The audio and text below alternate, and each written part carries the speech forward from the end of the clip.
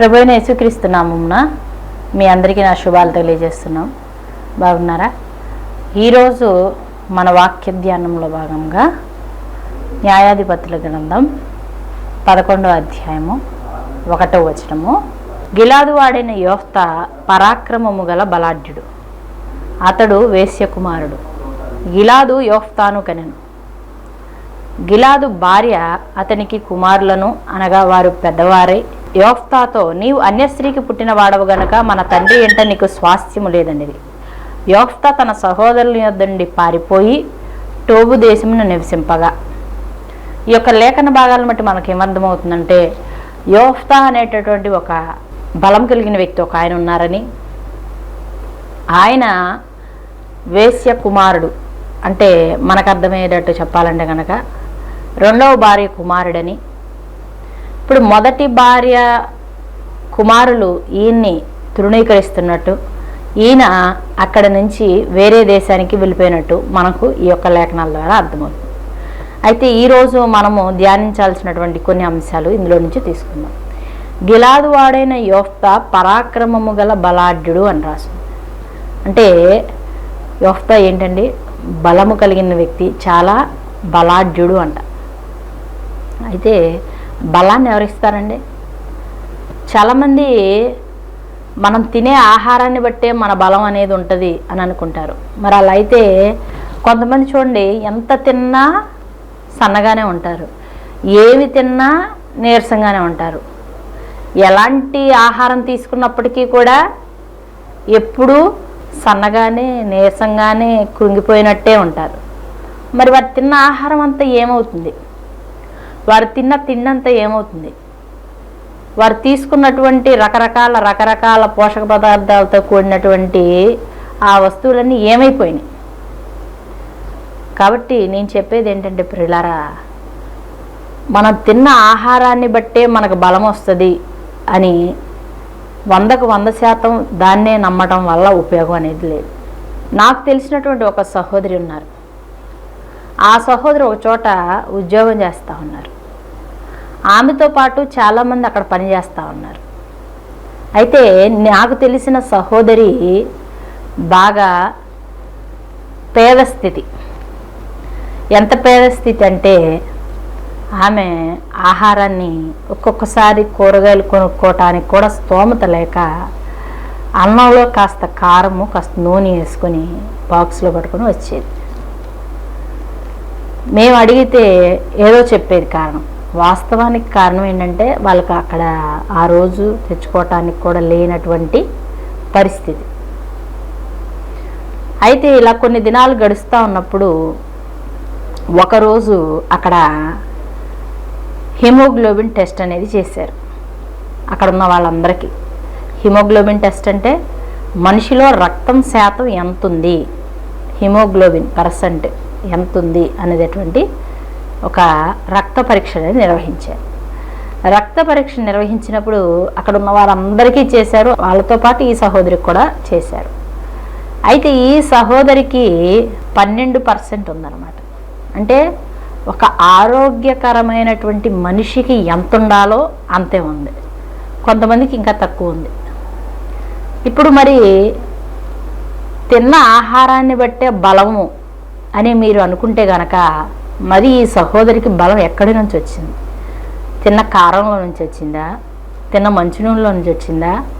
ఆ చప్పిడి మెతుకుల్లో నుంచి వచ్చిందా? ఎందులో నుంచి వచ్చింది ఈమె బలం? ఈమె బలం ఎందులో నుంచి వచ్చిందంటే ఈమె ప్రార్థనలో నుంచి వచ్చింది. హల్లెలూయా! ఆ స్త్రీ వేకువనే లేచి ప్రార్థన చేసి ఇంటిని చక్కబెట్టుకొని బిడ్డని స్కూలుకి పంపించుకొని వచ్చి ఉద్యోగం చేసి మరలా వెళ్ళి ఇంటిని చక్కబెట్టుకొని దైవికంగా వాక్యం చదువుతా ప్రార్థనలో ఎదుగుతా ఉన్నటువంటి తల్లి. ఆమె బలము ఆమె వాక్యంలో నుంచి వచ్చింది, ఆమె బలము ఆమె భక్తిలో నుంచి వచ్చింది. హల్లెలూయా! కాబట్టి మన బలం అనేది మన తిండిని బట్టే వస్తుందని ఎప్పుడూ కూడా మనం అపోహపడకూడదు. చాలామంది పిల్లలు అంటుంటారు, అనవసరంగా మేము మీకు పుట్టాం, మీకు పుట్టకుండా పలానా బాబాయ్ వాళ్ళ ఇంట్లోనో పలానా మా స్నేహితులలోనో పలానా కుటుంబంలోనో పుట్టుంటే మాకు చాలా మంచి మంచి ఆహారాలు పెట్టేవాళ్ళు, మీ దగ్గర మీకు పుట్టాం కాబట్టే మేము ఈరోజు ఇలాంటి తిండి తింటున్నాం. మీకు పుట్టాం కాబట్టే మా జీవనం ఇలాగుంది. మీకు పుట్టాం కాబట్టే మేము ఇలాంటి హీనస్థితిలో బ్రతుకుతున్నామని తల్లిదండ్రులను దూషించేటటువంటి పిల్లలు కూడా ఉన్నారు. కాబట్టి నా తమ్ముడు చెల్లి, ఎప్పుడూ కూడా నీ తల్లిని నీ తండ్రిని నీవు దూషించొద్దు. నీకు ఉన్నటువంటి పరిస్థితిని బట్టి దాన్ని ఇంకా ఎలాగ అధిగమించాలి, ఈ ఉన్న పేదరికపు స్థితిలో నుంచి ఇంకా కొంచెం పై స్థాయికి ఎలా రావాలి, ఈ ఉన్న స్థితి నుంచి ఒక మెట్టు ఎలా ఎదగాలి, నీ ఉన్న స్థితిలో నుంచి నీ బిడ్డలను ఇంకా కొంచెం పైకి ఎలాగ తీసుకురావాలి అని అలా ఆలోచించాలి. కానీ మీరు మమ్మల్ని ఎందుకు కన్నారు, మేము మీకెందుకు పుట్టాం, మాకెందుకు ఈ స్థితి, మాకెందుకు ఈ ఆహారం, మాకు ఇలాంటి బట్టలేంటి అని తల్లిదండ్రులని హీనంగా నీచంగా మాట్లాడే ప్రయత్నం ఎప్పటికీ చేయవద్దు. హల్లెలూయా. బలం ఇవ్వాలన్నా ఆయనే ఇవ్వాలి, శక్తి ఇవ్వాలన్నా ఆయనే ఇవ్వాలి, ధైర్యం ఇవ్వాలన్నా ఆయనే ఇవ్వాలి, మనసులో పీకితనం పోవాలన్నా ఆయనే ఇవ్వాలి. ఇవన్నీ ఎక్కడో అంగట్లో మనం డబ్బులు ఇస్తే కొనుక్కునేవి కావయి, అవన్నీ దేవుడు అనుగ్రహించే వరాలు. హల్లెలూయా. బలము శక్తి అనేది దేవుడిచ్చేది. అందుకే చూడండి, మీ దగ్గర బైబిల్ గ్రంథం ఉంటే యెషయా గ్రంథము 40 అధ్యాయము 29వ వచనంలో అంటుంది, శక్తిహీనులకు బలాన్ని ఇచ్చేవాడు నేనే అంటున్నాడు. బలం ఇచ్చేది నేను, నువ్వు తినే తిండిని బట్టో నువ్వు తీసుకుంటున్నటువంటి క్వాలిటీ ఫుడ్ని బట్టో కాదు, నేనే ఇచ్చేది నీకు బలం అని చెప్తా ఉన్నాడు. అయితే మీకు ఆ స్థితి ఉంటే, ఆ కలిగినటువంటి పరిస్థితి ఉంటే, నీకు అంత స్తోమత ఉంటే కొనుక్కో, తిను, మంచిగా జీవించు, అది నేను కాదనట్లేదు. కానీ ఆ స్థితి లేదని నీ తల్లిని దూషించో, నీ భర్తను దూషించో, మీ పెద్దలను దూషించో, హీనంగా నీచంగా మాట్లాడో, ఇక నా పరిస్థితి ఇంతే, నాది ఇదేంతే అని అనుకోవాల్సిన అవసరం లేదు. నీవు ఏ స్థితిలో ఉన్నా, ఎలా ఉన్నా, ఎక్కడ ఉన్నా, ఏం చేస్తున్నా, నీకు శక్తిని బలాన్ని అనుగ్రహించేవాడు నా ప్రభువే. హల్లెలూయా. అయితే గిలాదు వాడైన యోక్త పరాక్రమం కలిగిన బలాఢ్యుడు. అతడు వేశ్య కుమారుడు గిలాదు యోఫ్తాను కరెను. గిలాదు భార్య అతనికి కుమారులు కనగా వారు పెద్దవారే యోఫ్తాతో నీవు అన్యస్త్రీకి పుట్టినవాడవు అని అన్నారు.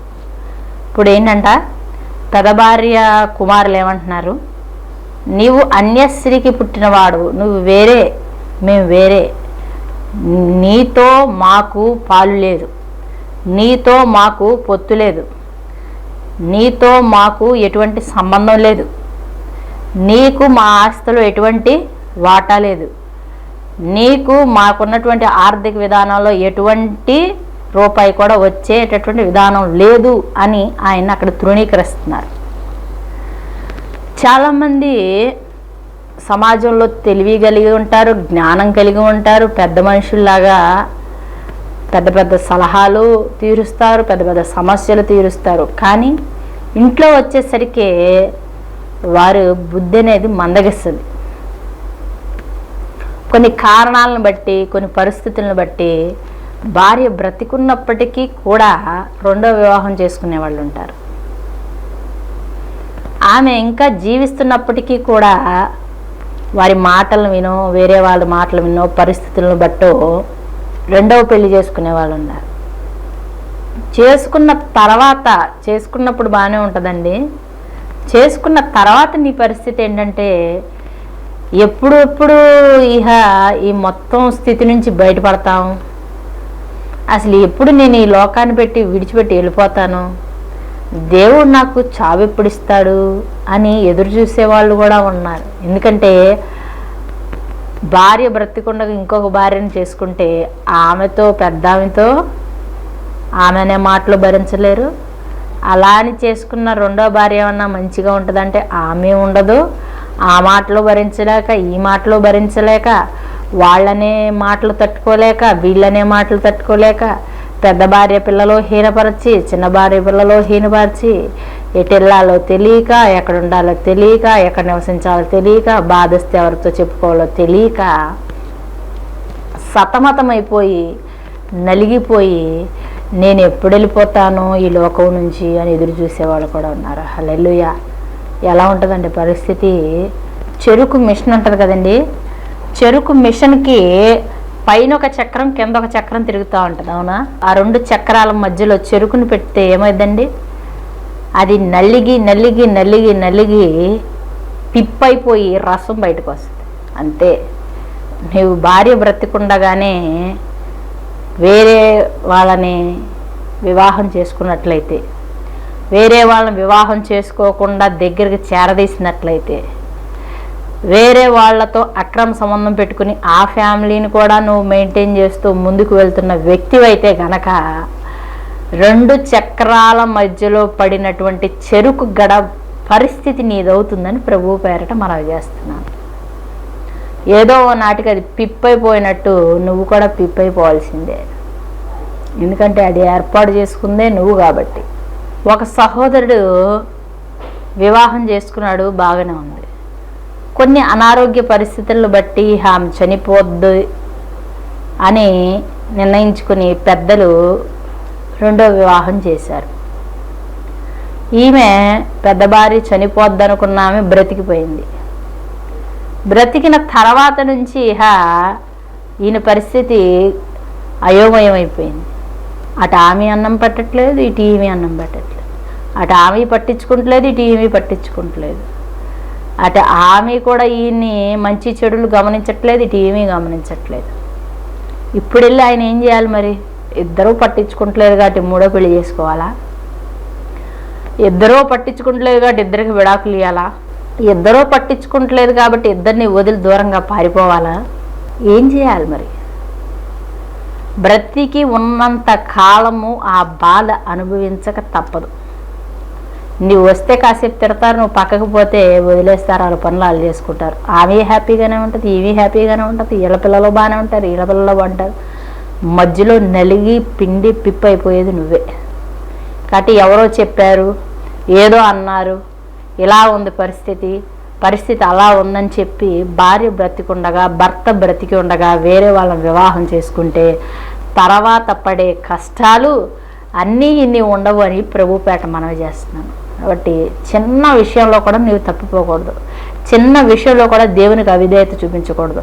చిన్న విషయంలో కూడా వాక్యాన్ని పక్కన పెట్టేసి కాసేపు వాక్యం మీద నీ దుప్పటి కప్పేసి వాక్య విరుద్ధంగా నడిచేసి మళ్ళీ వాక్య విరుద్ధంగా నడిచేసిన తర్వాత ఆ వాక్యం మీద కప్పిన దుప్పటిని పక్కకి తీసి ఇప్పుడు నేను వాక్య ప్రకారం నడుస్తా అంటే గనక దానివల్ల వచ్చేటటువంటి ఇబ్బంది, దానివల్ల వచ్చేటటువంటి ఏడుపు, దానివల్ల వచ్చేటటువంటి ఆ యొక్క గడ్డు పరిస్థితిని అంతా నీవే ఎదుర్కోవాలని ప్రభుపేట మనం చేస్తున్నాను. హల్లెలూయా. పోనీ నువ్వు చచ్చిపోయిన తర్వాత అయినా వాళ్ళు ఏమైనా సుఖంగా ఉంటారంటే అది ఉండదు. నీ దగ్గర పైసా లేకపోతే వేరు, నీకేదో కాస్త కోస్త కూడబెడితే కనుక పెద్ద భార్య పిల్లలు అంటారు ఈ ఆస్తి మాకే వస్తుంది అంటారు, చిన్న భార్య పిల్లలు అంటారు ఈ ఆస్తి మాకే వస్తుంది అంటారు. వీళ్ళిద్దరూ కోర్టులకు వెళ్తారు. ఎట్లా తిట్టుకోవడం కొట్టుకోవడం దగ్గర నుంచి తరతరాలు కూడా ఒకళ్ళనొకళ్ళు మొదటి తరంలో నువ్వు చేసిన తప్పును బట్టి 2వ తరంలో కోర్టులు, 3వ తరంలో చంపుకోటాలు, 4వ తరంలో రక్తపాతాలు, తరతరాలకి కూడా నువ్వు ఒక చెదరనిటువంటి ఒక మాయనటువంటి ఒక మచ్చలాగా అయిపోయి ఇప్పుడు ఇంతమంది ఏడుపుకి, ఇంతమంది రక్తపాతానికి, ఇంతమంది కష్టానికి నువ్వు కారకుడివి అయ్యావు. హల్లెలూయా. అర్థమవుతుందా? నా సమస్య తీరిపోద్దులే, నా పెద్ద భార్య సరిగ్గా పట్టించుకోవట్లేదు, నా మాట వింటలేదు, వాళ్ళ తల్లిదండ్రుల మాటే వింటది, ఎప్పుడు చూసినా పుట్టింటికి వెళ్ళిపోద్ది, ఎప్పుడు చూసినా నా మీద గొడవ పడిద్ది, ఎప్పుడు చూసినా నా తల్లిని దూషిస్తుంది, ఎప్పుడు చూసినా నా తండ్రిని దూషిస్తుంది, నేనంటే విలువ లేదు, నా కుటుంబం అంటే విలువ లేదని ఆమె పుట్టింటికి వెళ్ళిపోయింది, ఇంకా రావట్లేదు కదా అని నీవు ఆమెతో విడాకులు తీసుకోకుండా, ఆమెతో మాట్లాడకుండా, ఆమెకి చేయాల్సిన న్యాయం చేయకుండా, ఆమె విడాకులు ఇచ్చేంత పెద్ద తప్పు చేసిందా లేదా అని నువ్వు మనసులో ఎటువంటి విచారణ చేయకుండా నీకు కలిగిన బాధను బట్టి, ఇబ్బందిని బట్టి నీ వైపు ఆలోచిస్తున్నావు. కానీ అసలు ఆమె ఎందుకు అలా ప్రవర్తించింది, నా భార్య నాతో గొడవ పడడానికి గల కారణం ఏంటి, నా భర్త నాతో గొడవ పడడానికి కారణం ఏంటి, ఎప్పుడు తనదే తప్పు అనుకుంటున్నాను, నాదేదైనా తప్పు ఉందా లేదా అనే ఆలోచన ఎప్పుడైనా చేసావా? నా తల్లి ఎప్పుడు చూసినా నీ భార్య ఇలా చేస్తుంది, నీ భార్య ఇలా అంటుంది, నీ భార్య ఇలాగా, నీ భార్య ఇలా దూషిస్తుంది, నీ భార్య ఎట్లా చేస్తుంది, నీ భార్య లెగట్లేదు, నీ భార్య వంట వండట్లేదు, నీ భార్య అలా తిట్టింది, అలా అని నా తల్లి ఎప్పుడూ నాతో చెప్తూనే ఉంటుంది.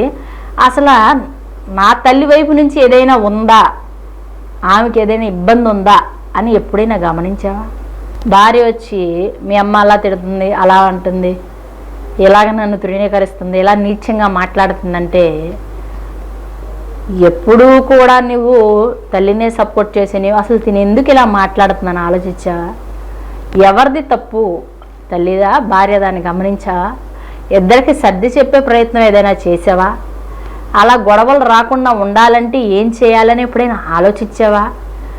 అంతేగాని అసలు నువ్వు నోరెత్తడానికే వీల్లేదు, నువ్వు బయట నుంచి వచ్చావు కాబట్టి, నువ్వు మాట్లాడటానికే వీల్లేదు, నువ్వు బయట నుంచి వచ్చావు కాబట్టి, నువ్వు అసలు ఎదురు చెప్పటానికే వీల్లేదు అని ఇలాంటి ఆలోచనలన్నీ మనసులో పెట్టుకుని ఆ బాగోగులు పట్టించుకోకుండా, ఆమె అనారోగ్య సమస్య వచ్చినా పట్టించుకోకుండా, ఆమె ఎంత చెప్తున్నా నువ్వు వినకుండా, నీవు ఆమె వెళ్ళిపోయింది కాబట్టి ఆమెదే తప్పు అని ఇక ఆమె ఎంతకాలానికి రావట్లేదని నువ్వు రెండవ వివాహం చేసుకుంటే గనక నీకు కొన్నాళ్లే ఆ ప్రశాంతత అని ప్రభు పేట మనం చేస్తున్నాను.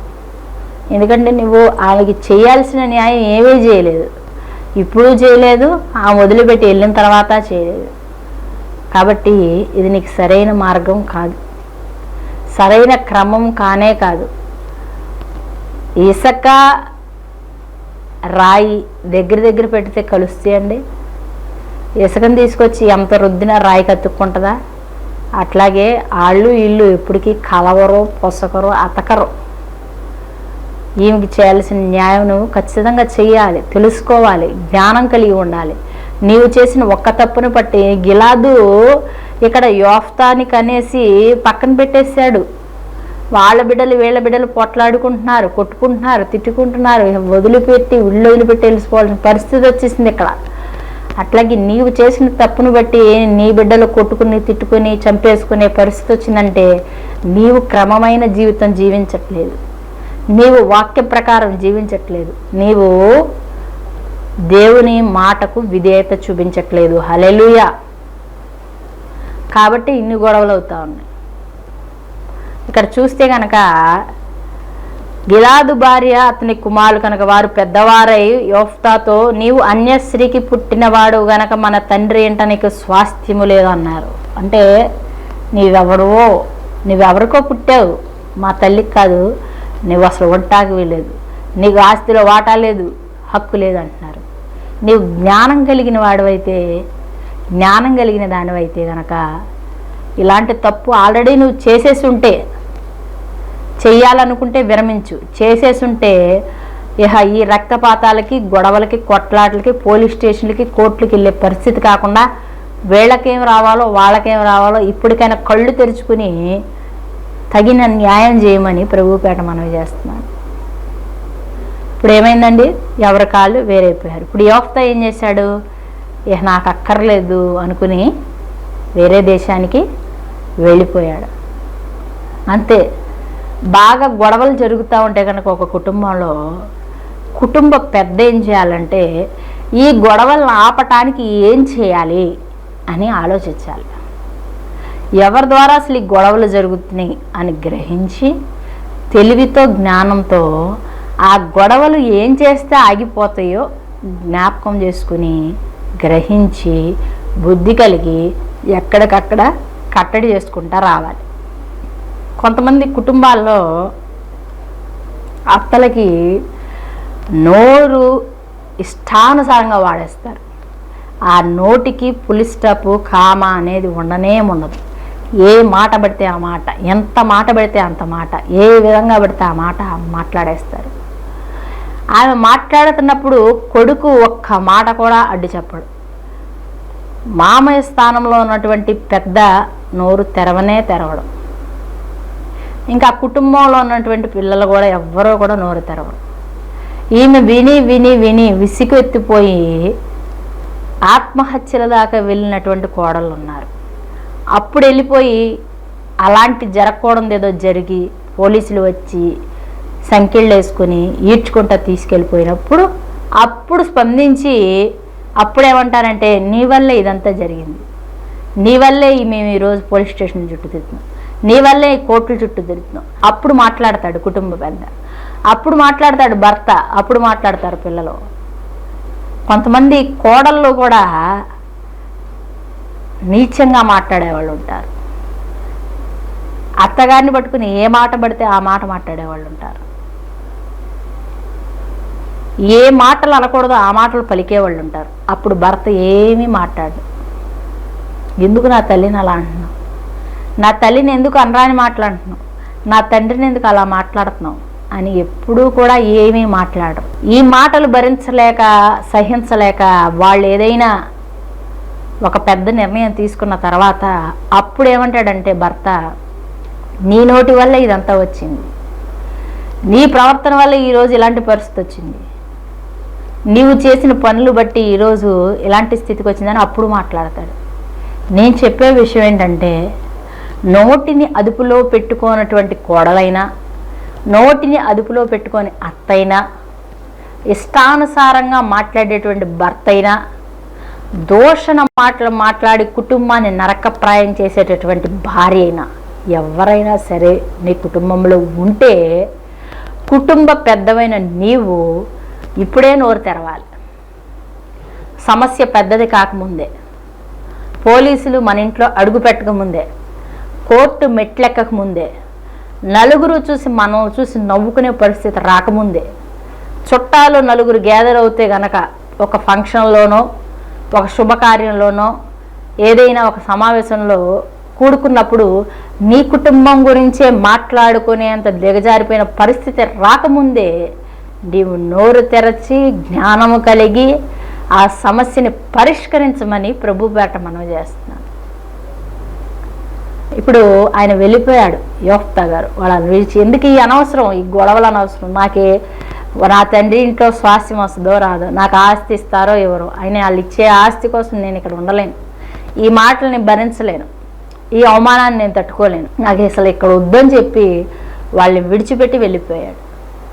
తెలివితో జ్ఞానంతో నా ప్రియ సహోదర సహోదరు, నువ్వేం చేస్తే గొడవలు తగ్గిపోతాయో, నువ్వు ఎలా ఆలోచిస్తే ఆ సమస్యలు అనేవి పరిష్కరింపబడతాయో, నీవు ఎలాంటి నిర్ణయాలు తీసుకుంటే కుటుంబంలో ఐక్యత శాంతి సమాధానాలు వస్తాయో అలాంటి పద్ధతులు పాటించమని ప్రభుపేట మనవి చేస్తున్నారు. అయితే మనం తర్వాత చూసినట్లయితే 4వ వచనంలో అమ్మోనీయులు ఇశ్రాయేలుతో యుద్ధం చేసినందున గిలాది పెద్దలు డోబు దేశం నుండి యోఫ్తాను రప్పించకపోయి నీవు వచ్చి మాకు అధిపతివై ఉండుము అన్నారు. నీవు రాయి ఆ యోఫ్తా. అప్పుడేమంటున్నారు, ఈయన అక్కడ ఉన్న కుటుంబ పరిస్థితిని బట్టి, వాళ్ళ అన్నదమ్ములు చేసినటువంటి ఎగతాళిని బట్టి, పెద్ద భార్య పిల్లలు చేసినటువంటి యొక్క గొడవలను బట్టి ఆయన వదిలేసి వెళ్ళిపోయాడు. ఇప్పుడు అక్కడ వాళ్ళు ఏమంటున్నారంటే నీవు రాయ్యా, కొంచెం మాకు అధిపతిగా ఉండు అని అక్కడ వాళ్ళందరూ పిలుస్తున్నారు. వాస్తవానికి యోఫ్తా రాకూడదు. ఎందుకంటే నాకు జరిగిన అవమానం జరిగిన ప్లేసు వాళ్ళందరూ అలాగే నాశనమైపోవాలి. నన్ను ఎగతాళి చేసి అపహసించి నన్ను దూషించి గెంటేసిన వాళ్ళందరూ కూడా ఆ విధంగానే మట్టి కొట్టుకుపోవాలి. నేను వెళ్ళటం ఏంటి, వాళ్ళకి సాయం చేయడం ఏంటి అనుకోవచ్చు. కానీ యోఫ్తా అలా చేయలేదండి. యోఫ్తా తెలివితో జ్ఞానంతో దేవుని మీద ఆనుకుని వచ్చాడు, వాళ్ళకి కావాల్సిన సహాయం చేశాడు. అక్కడ ఆ కుటుంబాలని, ఆ బిడ్డల్ని, అది అక్కడ ఉన్నటువంటి పరిస్థితులన్నింటినీ కాపాడాడు. నీవు కూడా నా తమ్ముడు చెల్లి, నా ప్రియ సహోదర సహోదరి, నిన్ను గతంలో అవమానించారు, నిన్ను దూషించారు, నిన్ను అనరాని మాటలు అన్నారు. ఇప్పుడు వాళ్ళు నీ సహాయం కోరుకుంటున్నారు. వాళ్ళు సాయం పొందే పరిస్థితిలో ఉన్నారు. వాళ్ళు గడ్డి పరిస్థితుల్లోకి వెళ్ళిపోయారు, వాళ్ళు హీన పరిస్థితుల్లోకి వెళ్ళిపోయారు. నీవు మంచి పరిస్థితిలో ఉన్నావు. నన్ను చేసినందుకే వీళ్ళకి ఇలాంటి పరిస్థితి వచ్చిందని నువ్వు ఎప్పుడు అనుకోకూడదు. నన్ను ఇలా అవమానించినందుకే వాళ్ళకి అంత నీచ పరిస్థితి వచ్చింది నువ్వు ఎప్పుడు అనుకోకూడదు.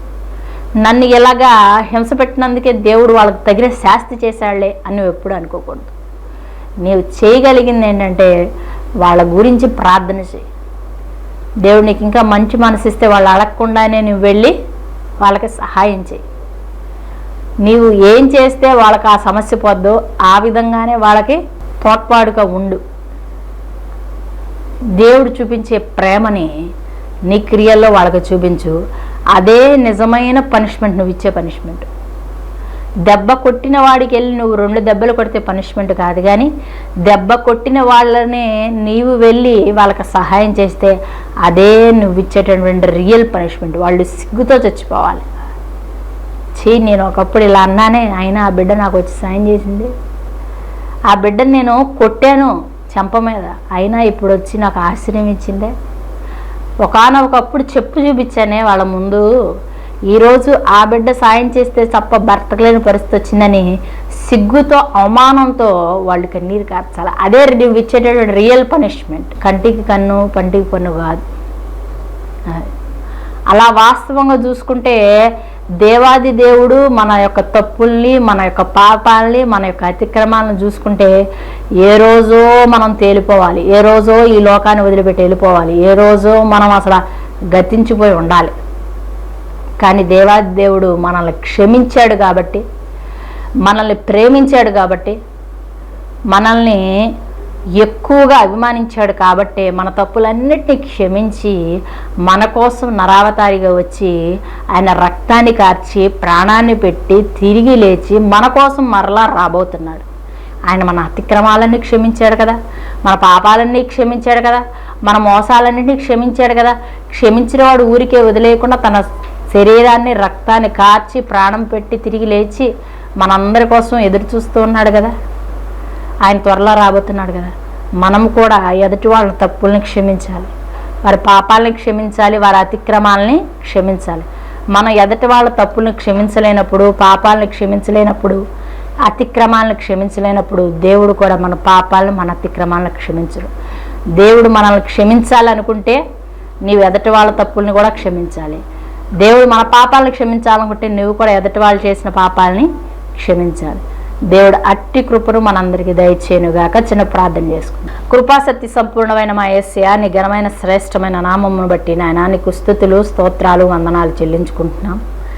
గడిచిన దినాలన్నింటిలో ప్రభా మమ్మల్ని ఎంతగానో కాచి కాపాడుతున్న దేవానికి స్తోత్రాలు.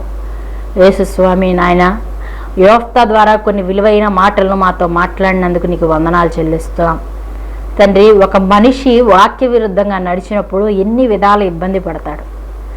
ఆయనతో పాటు వాళ్ళ కుటుంబం ఎన్ని ఇబ్బందులు పడుతుంది, వారితో పాటు ఆ తర్వాత తరం వారు ఎన్ని ఇబ్బందులు పడతారు, ఆ తర్వాత తరాలు ఎన్ని విధాలుగా ఇబ్బందులు పడతాయి అని ప్రభువా యోఫ్తా గారి జీవిత చరిత్ర ద్వారా కొన్ని మాటలను మీరు మాకు అందించినందుకు నీకు స్తోత్రాలు, స్తుతులు చెల్లించుకుంటున్నాం. అవును నాయన, మేము వాక్య విరుద్ధంగా ఏ ఒక్క విషయంలోనూ నడవక, ఏ విషయంలోనూ ప్రవర్తించక, ఏ విషయంలో అవిధేయులు కాక, ప్రతి చిన్న విషయంలోనూ మీకు విధేయతగా జీవిస్తూ మీరిచ్చే కృపను పొందుకుంటూ, మీరు మమ్మల్ని క్షమించిన ప్రకారం మేము కూడా ఇతరులు క్షమించే హృదయం కలిగి తెలివితో జ్ఞానముతో మీకు ఇష్టలుగా మా బ్రతుకులు కట్టుకోవడానికి సహాయం అనుగ్రహించమని, ప్రతి విషయంలో మీ కృపా కనికరం మాకు అనుగ్రహించమని యేసు పరిశుద్ధ నామమున అడిగి వేడుకుంటున్నాము తండ్రి. ఆమేన్. Praise the lord.